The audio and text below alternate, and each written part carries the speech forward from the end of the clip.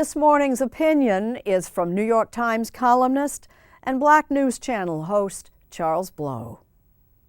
The lynching of 14-year-old Emmett Till ignited the civil rights movement. And nearly 60 years later, I am Trayvon!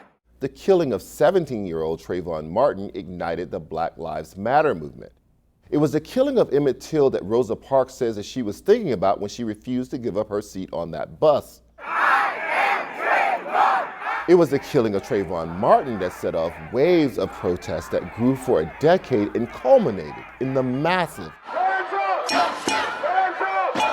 global summer protest after the murder of George Floyd. I can't breathe! I can't breathe! 10 years ago this month, Martin was killed by neighborhood vigilante George Zimmerman in a Sanford, Florida apartment complex. At the time, I published a column in the New York Times entitled The Curious Case of Trayvon Martin. I interviewed Martin's mother, Sabrina Fulton, by phone for that column. She was still in shock and disbelief. A few days later, on a Wednesday, activists organized a Million Hoodies March in New York City. Justice for Trayvon!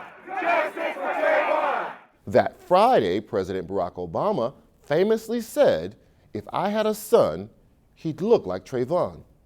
The next day, I interviewed Fulton in person in Miami for another column. That's when I first noticed in Fulton what I would come to see in other so-called mothers of the movement. The rapid emotional vacillations between crying and laughing, these women being reluctantly formed into leaders when all they really wanted to do was go home and grieve.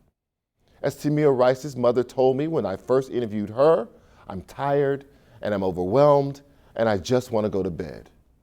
Or as Sam DeBose's mother told me when I first met her, "All I want to do is just shut my door and cover up and never open it again."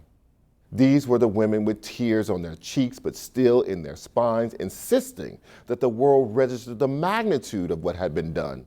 When George Zimmerman was found not guilty of murdering Martin, the hashtag and the movement Black Lives Matter was born.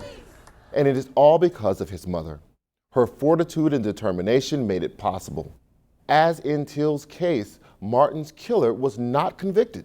The victory was not in the moment, but in the offing. Something about both cases struck like a bell in America. We are Trayvon! Trayvon!